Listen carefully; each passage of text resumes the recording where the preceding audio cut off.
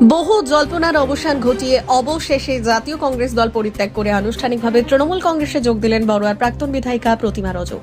2011 সাল থেকে 21 সাল পর্যন্ত পশ্চিমবঙ্গ বিধানসভায় বড়ুয়া বিধানসভার জাতীয় কংগ্রেসের বিধায়িকা ছিলেন প্রতিমা রজক। যদিও 2021 সাল থেকে রাজনীতির ময়দানে তাকে আর দেখা যায়নি।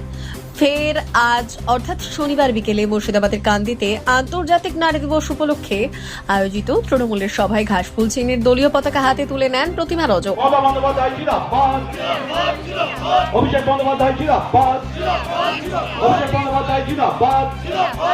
আমাদের পাশের কেন্দ্র বড়ুয়া বিধানসভা, সেই কেন্দ্রের কংগ্রেস বিধায়িকা প্রাক্তন,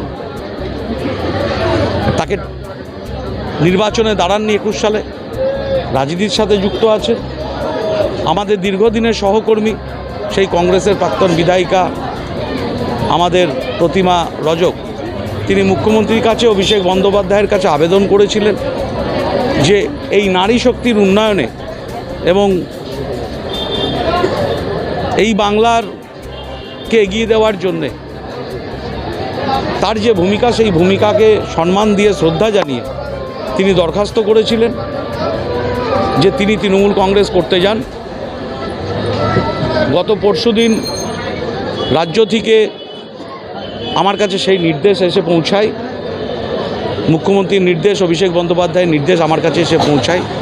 আমি দেখলাম আজকের দিন নারী শক্তির এগিয়ে যাওয়ার দিন।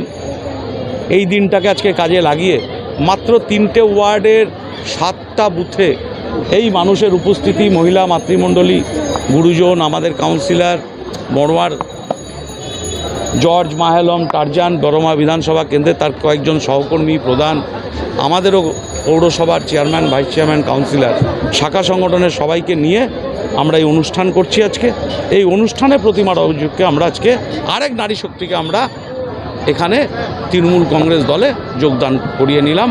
আগামী দিন তিনি ভালো কাজ করুক, ছোট বোনের মতো কাজ।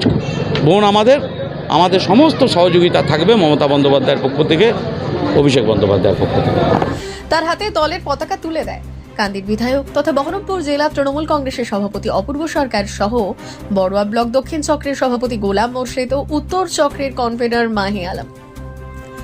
সভা শেষে সাংবাদিকদের মুখোমুখি হয়ে অপূর্ব সরকার জানিয়েছেন, গতকালকে মুখ্যমন্ত্রী অভিষেক বন্দ্যোপাধ্যায় নির্দেশ দিয়েছিলেন প্রতিমা রজককে তৃণমূল কংগ্রেসে যোগদান করানোর জন্য এবং তাদের সেই নির্দেশ মতোই আজ আনুষ্ঠানিকভাবে এই যোগদান সম্পূর্ণ হয়।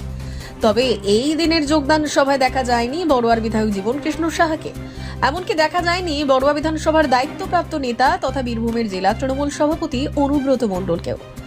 উল্লেখ্য, মাসখানেক থেকেই মুর্শিদাবাদ জেলার এই বড়ুয়া বিধানসভাটি নিয়ে তৃণমূলের অন্তরে চলছিল গোষ্ঠী মণ্ডলকে ফোটাবে বড়ুয়ায় ঘাসফুল। একদিকে জেলা তৃণমূলের সভাপতি অপূর্ব সরকার বা তার নেতৃত্ব, অপরদিকে বীরভূমের জেলা সভাপতি অনুব্রত মণ্ডল ও বড়ুয়ার বিধায়ক জীবন কৃষ্ণ সাহা।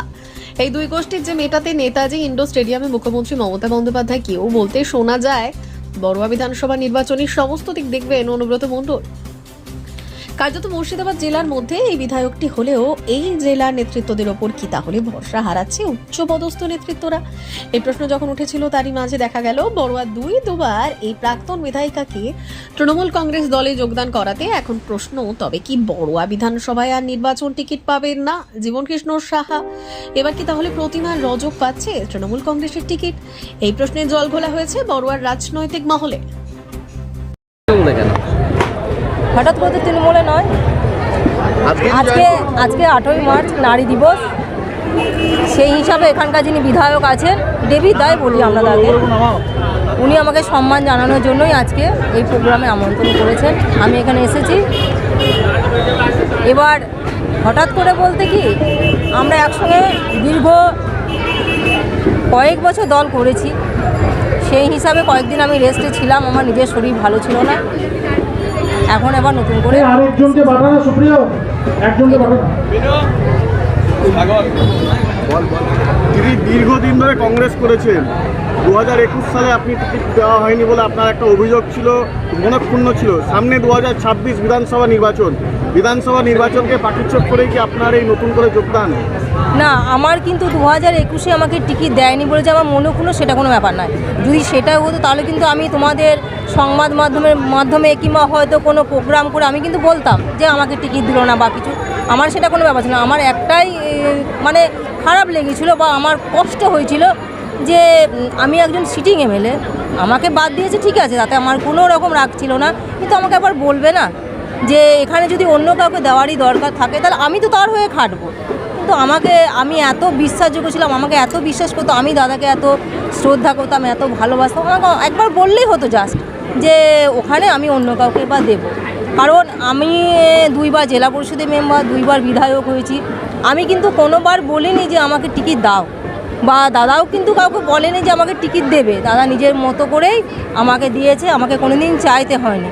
কিন্তু সেইবার এমন কি হলো, আমি কি এমন অন্যায়টা করেছিলাম যে আমাকে আবার বলার প্রয়োজন মনে করলো না? দিদি এতদিন পর দীর্ঘদিন থেকে ইনঅ্যাক্টিভ ছিলেন, আপনি ইনঅ্যাক্টিভ ছিলেন, তো তারপরে হঠাৎ করে আজকে জয়েনিংয়ের কি উদ্দেশ্যটা দেখুন, বিধানসভার আগে? আমি ইনঅ্যাক্টিভ ছিলাম, আমার শরীর ভালো ছিল না, 1 নম্বর কথা। আর দ্বিতীয়ত এলাকার মানুষ আমাকে চাইছে আর কি, মানে অনেকে বলেছে যারা আমার সঙ্গে রাজনীতিটা করেছে তারা বলেছে যে না তুমি এসো, তুমি এলে আমাদের ভালো হবে। এলাকার উন্নয়ন আমি এতদিন বিরোধী ছিলাম, আমি যতটুকু পেরেছি করেছি। এখন সরকারি দলে এসেছি, যদি আবার সেই সুযোগ পাই আগামী দিনে আমি করার চেষ্টা করব যাতে আমাদের বড়া ব্লক আরও ভালো জায়গায় যায়, এই সেই বড়ুয়া চেষ্টা আমার বিধানসভা থাকবে। একটা তৃণমূলের গোষ্ঠীকন্দল প্রকাশ্যে, এবং এই বড়ুয়া বিধানসভার যিনি বর্তমানে তৃণমূলের বিধায়ক আছেন জীবন কৃষ্ণ সাহা, তিনি চাকরি নিয়োগ দুর্নীতিকাণ্ডে জেলে গেছিলেন, তো গত 1 বছর আগে তিনি ছাড়া পেয়ে এখন বর্তমানে কাজ করছেন। সম্প্রতি মুখ্যমন্ত্রী মমতা বন্দ্যোপাধ্যায় কলকাতা থেকে নির্দেশ দিয়েছে জীবন কৃষ্ণ সাহাকে যে তাদেরকে নিয়ে বীরভূমের সঙ্গে দল করার জন্য, তার মধ্যে আপনি এদের সঙ্গে যোগদান করলেন। দেখুন, আমরা তো কোনোদিন অন্য জেলা নিয়ে ভাবিনি, আর আমি কোনোদিন অন্য জেলার লোকদেরকে নিয়েও রাজনীতিটা করিনি। আমি যখনই করেছি আমার নিজের জেলায় যারা আছে তাদের সঙ্গেই করেছি।